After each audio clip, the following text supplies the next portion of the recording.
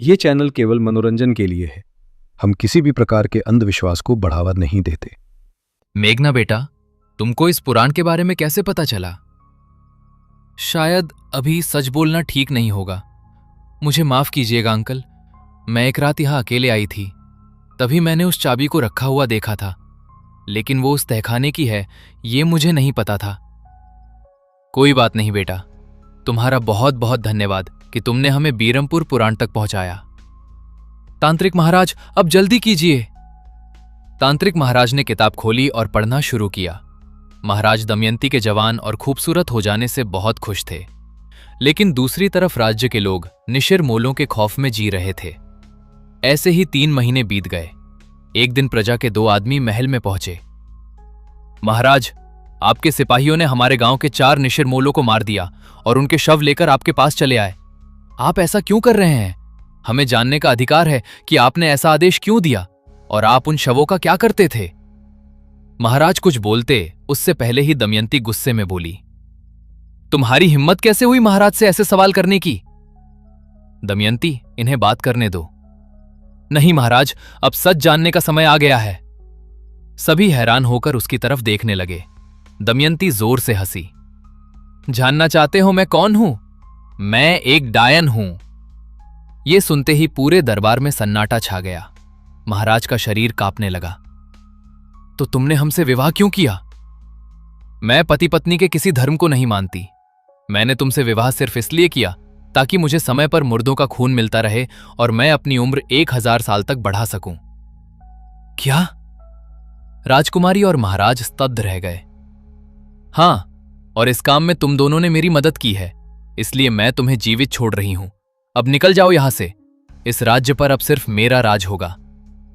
इतना कहकर दमयंती ने अपनी उंगली महाराज की ओर की। अगले ही पल महाराज और राजकुमारी किसी अदृश्य शक्ति से महल के बाहर जा गिरे। दमयंती सिंहासन पर बैठ गई।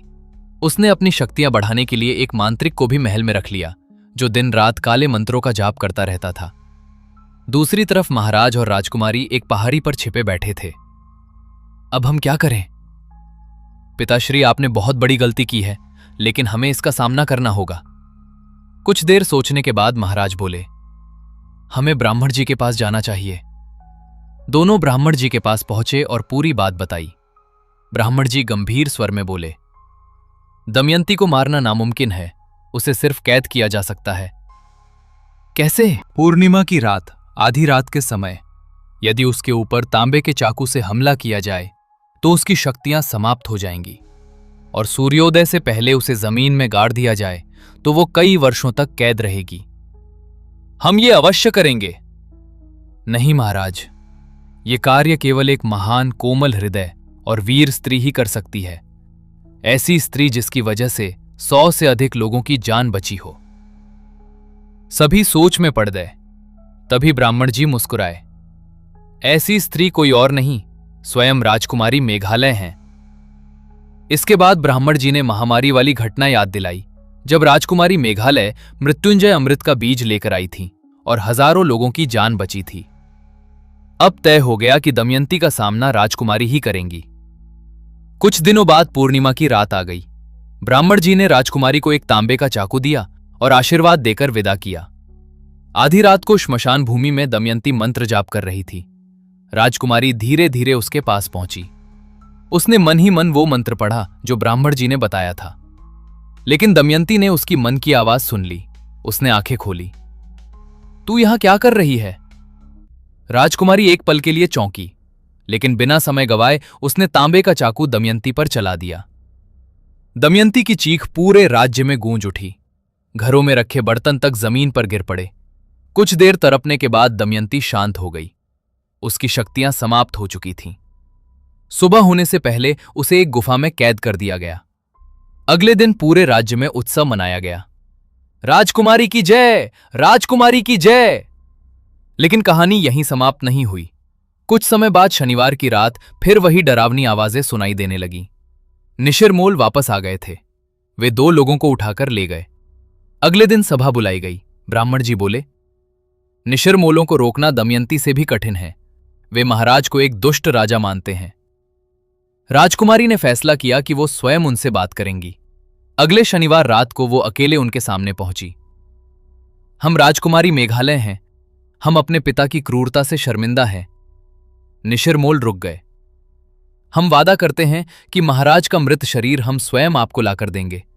तब तक कृपया किसी निर्दोष को नुकसान मत पहुंचाइए। निशिरमोल मान गए और वापस लौट गए। लेकिन अब एक नई समस्या खड़ी हो गई। महाराज अपनी प्रजा के लिए स्वयं बलिदान देने को तैयार थे, पर राजकुमारी ऐसा नहीं चाहती थी। अंत में उन्होंने फैसला किया कि वे और महाराज हमेशा के लिए राज्य छोड़ देंगे। उसी दिन दोनों अलग अलग दिशाओं में निकल गए और उसके बाद निशिरमोल कभी दिखाई नहीं दिए। इतना पढ़कर तांत्रिक महाराज ने पुराण बंद कर दिया। कमरे में सन्नाटा छा गया। सबके मन में एक ही सवाल था, 400 साल बाद निशिरमोल फिर वापस क्यों आए हैं? क्या राजकुमारी मेघालय फिर से जन्म लेकर गांव में लौट आई है? और अगर हां, तो क्या मेघना ही राजकुमारी मेघालय का पुनर्जन्म है? यही सवाल अब सबको परेशान कर रहा था। आगे क्या होगा? क्या मेघना निशिरमोलों से गांव को हमेशा के लिए मुक्त करा पाएगी, या फिर इतिहास खुद को दोहराएगा? जानने के लिए कहानी का अगला और आखिरी भाग जरूर सुनिए। अगर आप भी अंधेरे के राज जानना चाहते हैं तो अभी सब्सक्राइब करें और भूत जंक्शन परिवार का हिस्सा बने। हम फिर मिलेंगे एक और दिल दहला देने वाली हॉरर स्टोरी के साथ। तब तक के लिए खौफ से सावधान रहिए।